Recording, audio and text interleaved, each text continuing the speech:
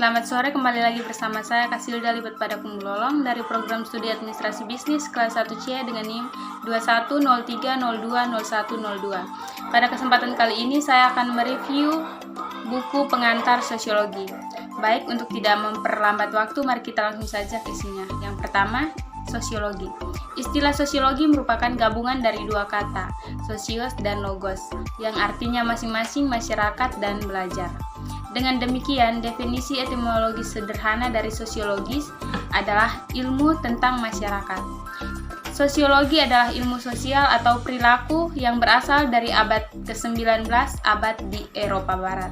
Perhatian utamanya adalah menemukan hukum-hukum dasar dan prinsip-prinsip yang mengatur kehidupan sosial manusia, dunia sosial, dunia kerja, dan perkembangan masyarakat dan institusinya. Itu tumbuh dari konteks revolusioner besar, dengan perhatian besar untuk mengatasi perubahan sosial, gangguan, dan masalah dunia modern. Sosiologi mikro mempelajari aspek mikro manusia masyarakat, yaitu proses dan fenomena sosial berlangsung pada tingkat skala kecil. Sosiologi makro mempelajari aspek makro, yaitu struktur keseluruhan, fungsi, perubahan, perkembangan, dan proses fenomena sosial pada tingkat skala besar. 6 besar bidang kajian sosiologi adalah organisasi sosial dan teori sosial, perubahan sosial, masalah sosial, sosial proses, kelompok sosial, dan kontrol sosial. Belajar sosiologi memberi kita pengetahuan sosiologi imajinasi secara cara yang mencerahkan untuk memahami kekuatan dan faktor yang mempengaruhi kehidupan kita sebagai individu, kelompok, masyarakat, dan bangsa. Bagian kedua, masyarakat dan budaya. Konsep masyarakat dan budaya sangat penting untuk sosiologi. Masyarakat adalah pengelompokan otonom dari orang yang mendiami wilayah yang sama, memiliki kesamaan budaya atau kumpulan nilai, kepercayaan, adat istiadat, dan sebagainya, dan dihubungkan satu sama lain melalui rutinitas interaksi sosial dan status saling bergantung dan peran. Masyarakat dapat dikonseptualisasikan sebagai memiliki tingkat yang berbeda, di tingkat global, kontinental, regional, nasional, tingkat negara bagian, dan kelompok etika. Tergantung pada bagian kriteria, masyarakat dapat diklarifikasikan ke dalam berbagai kategori, seperti dunia pertama, dunia kedua, ketiga masyarakat dunia, dan dunia keempat berdasarkan ekonomi pembangunan dan status sosial ekonomi secara keseluruhan, dan berburu dan meramu, pengembalaan, agraris, industri, dan masyarakat pasca industri, atau berdasarkan suksesi temporal dan mata pencaharian utama. Istilah budaya mengacu pada seluruh cara hidup anggota suatu masyarakat. Ini merupakan apa yang mereka kenakan, milik mereka, adat perkawinan dan kehidupan keluarga, seni dan pola kerja, upacara, keagamaan, rekreasi, dan sebagainya. Budaya memiliki berbagai dimensi seperti materi dan non-materi, implisit dan eksplisit, organik dan supraorganik, ideal dan aktual, dinamis dan statis, dan terbuka dan rahasia. Bagian yang ketiga, sosialisasi. Sosialisasi adalah proses seumur hidup, tidak pernah berakhir di mana individu dilatih dan dipasang ke dalam fungsi normal masyarakat dan kelompok mereka. Manusia secara biologis mampu untuk bersosialisasi. Dengan demikian, basis biologis yang membuat sosialisasi di manusia mungkin meliputi tidak adanya naluri sosial, kebutuhan kontak, kapasitas untuk belajar, masa kanak-kanak yang berkepanjangan, ketergantungan, dan bahasa. Peneliti sosialisasi telah mengidentifikasi mekanisme di mana sosialisasi terjadi. Ini disebut mode pembelajaran sosial. Bagian yang keempat, organisasi sosial dan sosial interaksi. Organisasi sosial mengacu pada cara orang secara sosial dikelompokkan dalam jaringan interaksi sosial yang langgeng dan hubungan. Kehidupan dan pekerjaan yang layak di lingkungan seseorang adalah kehidupan kelompok. seperti kapal tidak berfungsi di luar air.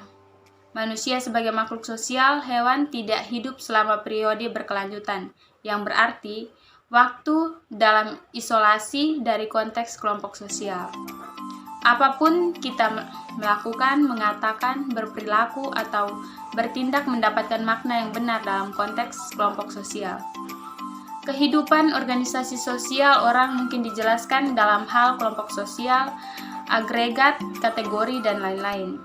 Kehidupan organik masyarakat disemen atau direkrat oleh kekuatan interaksi sosial dan hubungan.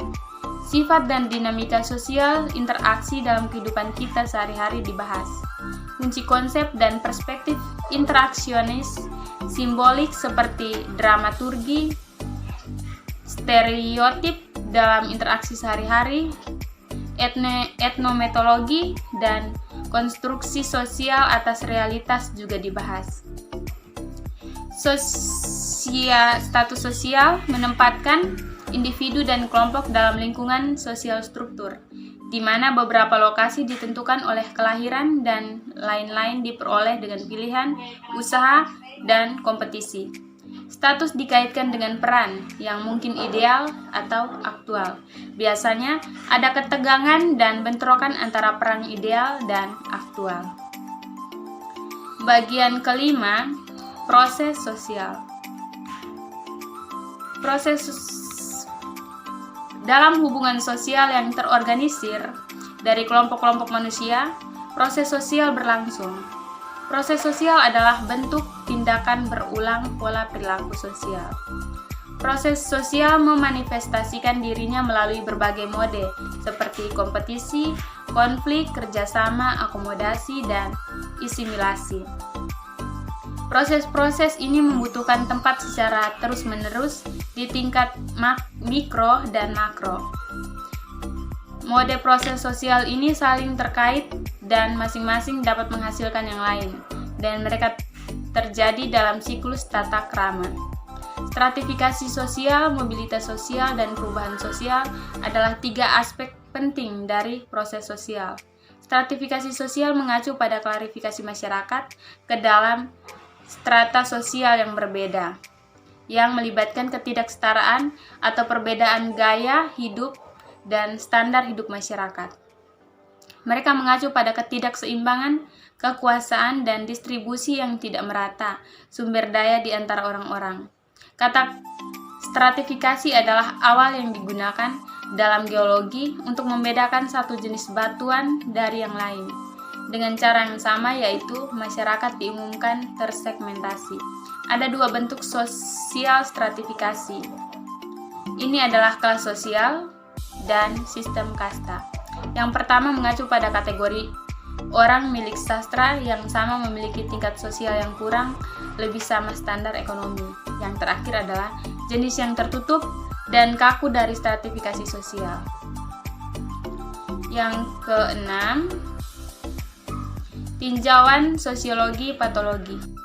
Istilah patologi sosial dan masalah sosial sering digunakan secara bergantian. Mereka merujuk pada yang sakit kondisi masyarakat. Karena tubuh fisik menderita berbagai penyakit, masyarakat sebagai suatu sistem juga menderita dari berbagai patologi yang mengancam haknya berfungsi dan sangat ada. Sosiolog lebih suka menggunakan masalah sosial untuk patologi sosial. Masalah yang terbatas pada psikologis individu dimensi atau kelompok sosial tingkat makro mungkin tidak merupakan masalah sosial itu sendiri, meskipun manifestasi dari kondisi masyarakat yang sakit. Beberapa masalah sosial memiliki sifat universal atau global dan lainnya terkait pada tingkat ekonomi masyarakat dan perkembangan teknologi, sejarah, ekologi, sosial, pengaturan politik, dan budaya. Beberapa masalah sosial adalah sehingga lebih merajalela di masyarakat industri dan lain-lain berlaku di masyarakat yang kurang industri. Bab 7, metode pekerjaan sosial dan profesional kesehatan sebagai ganti agen. Aksi sosial dan pekerjaan sosial adalah konsep yang terkait. Mereka merujuk pada tindakan atau pekerjaan apapun yang bertujuan untuk menghasilkan positif, perubahan yang diinginkan dalam kehidupan orang-orang. Individu, kelompok sosial, atau komunitas mungkin menemukan diri mereka sendiri dalam segala jenis ketegangan, psikologis keadaan sulit, dan dipengaruhi oleh kekuatan di luar kapasitas mereka. Mereka disebut sebagai klien. Itu yang membuat segala jenis sistematis dan teliti upaya membantu klien membantu dirinya sendiri disebut agen perubahan. Agen perubahan harus dipandu oleh fundamental prinsip-prinsip panduan metode aksi sosial atau pekerjaan sosial. Apakah agen perubahan bekerja dengan individu, yaitu kerja kasus, kelompok sosial, yaitu kerja kelompok, atau komunitas, yaitu organisasi komunitas? Mereka harus memperhitungkan kerja dasar prinsip dan pendekatan. Bagaimana juga, agen perubahan harus memainkan peran mereka sebagai katalis, pemimpin, penyelenggara, peneliti, pemandu, konselor, dan perantara, dan mereka harus menjalankan tugasnya secara etis dan cara yang tepat secara profesional. Mereka juga harus melengkapi dengan pengetahuan yang sesuai tentang teori dan peka terhadap budaya, sistem klien, situasi sosial atau komunitas, kelembagaan, pengaturan, ekologi, dan dimensi lainnya. Demikian review buku Sosiologi Suatu Pengantar. Jika ada kesalahan, saya minta maaf. Sekian dan terima kasih. Selamat sore.